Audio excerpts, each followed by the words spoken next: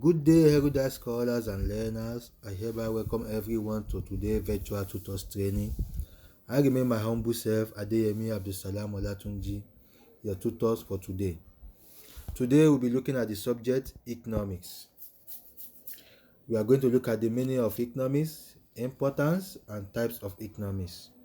I hereby indulge your rapt attention as we proceed on the subject. Introduction. Economics is the study of how individuals, businesses, governments, and societies make choices about allocating limited resources to satisfy their needs and wants. Economics also help us to understand how people interact with value, how they produce, distribute, and consume goods and services. In these studies, we are going to look at some key words: scarcity and choice, and resources. This study helps us to understand the problem of scarcity. Why? Because our resources like money, time, and material, they are limited. But human being, our wants, they are unlimited, they are numerous. So in this case, choices must be made on how to allocate those resources. Now, it will make us to understand how people interact with value. From all the items we have, all the goods we have, we are going to look at which one is more valuable to us. So from there, we draw our scale of preference, make a choice. So any choice we make, it will serve as our opportunity cost. So whatever any choice we make, we use the limited resources we have to satisfy it in order to satisfy our needs and wants. Now, let us proceed to the subject proper. What is economics? What is economics? Economics is the science which study human behavior as a relationship between ends and scarce means, which have alternative uses. In this definition, it highlights scarcity, choice, and opportunity cost, as I've explained earlier. Our resources, they are limited. Our wants, they are numerous. So in this case, it will bring about choice. Human beings will make choice on what they need most, and they will use their limited resources to satisfy their wants, as it is impossible to satisfy all our wants because they are unlimited. So the little available resources, we use it to satisfy the limited we use it to satisfy our wants, because our resources, they are what they are limited. Now let's proceed further on the importance of economics. Importance of economics. I'm going to highlight those points after I will explain them briefly. Number one, it helps in proper use of resources. Number two, it guides government policy. Number three, it improves decision making. Number four, it solves economic problems. 5. Promote economic growth. 6. Support international trade. Now, number one, it helps in proper use of resources. Economics help us to use our resources efficiently in order to avoid wastage.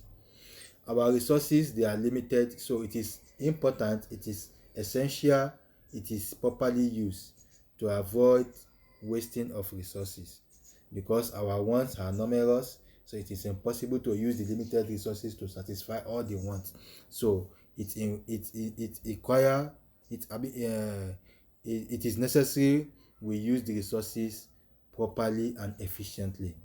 Secondly, it guides government policy.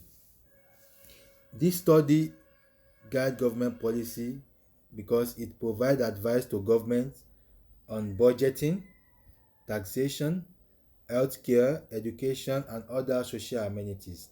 It will make the government to plan on how to provide all these things and how to fix their tax, how to allocate their budget, and how to provide social amenities in order to satisfy the society needs and wants. Number three, it improves decision making. This study also helps in decision making. Individual can decide on how to spend their money and time. It also helps businesses to decide on what to produce and their cost of production. It can also help the government to decide on how to spend their tax money wisely. Number 4, it solves economic problems. Economic problems like unemployment, inflation, poverty, economic instability, all these they are economic problems.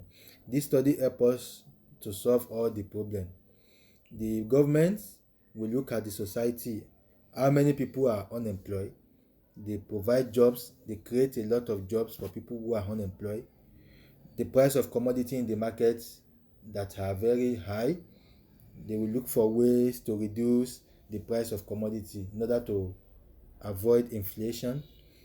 Poverty where the masses, majority of the masses, they are poverty striking. The government, it will help the government to look into how to remove or to eradicate poverty in the society and how to balance the economic in the society. Also, it promotes economic growth.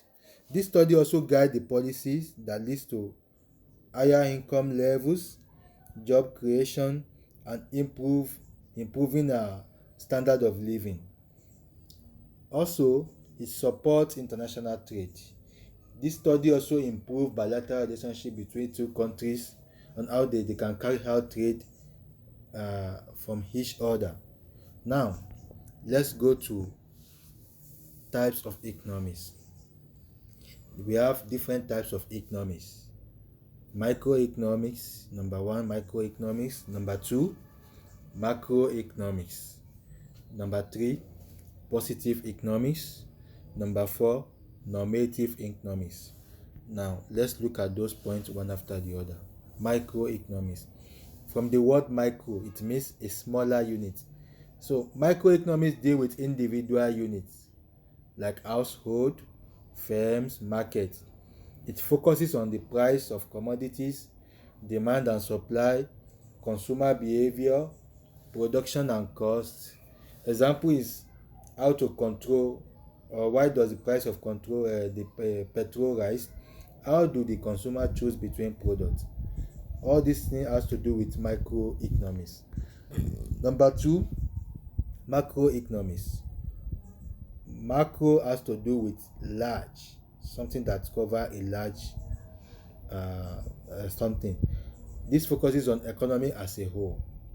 It deals with national income, inflation, unemployment, economic growth, fiscal and monetary policies. So it will enable the government to look at what causes inflation in the country and how can they reduce unemployment in the country. Macroeconomics will enlighten the government on how to tackle all this. The next one is positive economics.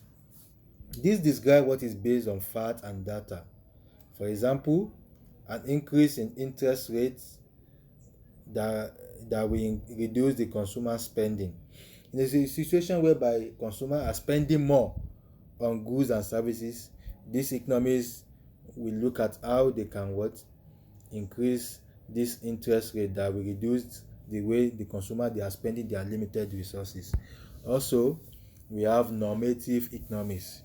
These economics describe what is ought to be based on opinions and values, like government providing social amenities like schools, good health care, good roads, and every social amenities that can make the citizen to enjoy their dividend of the democracy. So these economics will enlighten and advise government on how to provide all these things. I really appreciate your attention. Thank you for listening and have a wonderful day.